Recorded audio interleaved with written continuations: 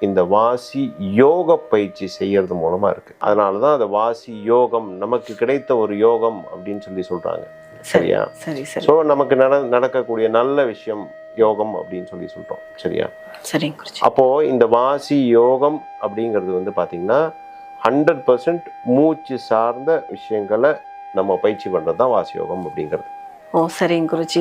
இந்த வாசி யோகம் பயன்படுத்துறதுனால நோய்களை குணப்படுத்த முடியுமா குருஜி? சரி, நம்ம போன வீடியோல பார்த்தோம், மூச்சு காற்று நம்ம 70% தான் நம்ம லங்ஸ்ல ஃபில் ஆகுது, நம்ம வெளியில விட்டுறோம் அப்படின்னு சொல்லி சொன்னோம். சரியா? நான் அதுவும் சொன்னேன், ஒரு நம்மளோட நுரையீரலை விரிச்சா ஒரு டென்னிஸ் கோர்ட் அளவுக்கு பெருசாகும் அப்படின்னு சொல்லி சொன்னேன். சரியா?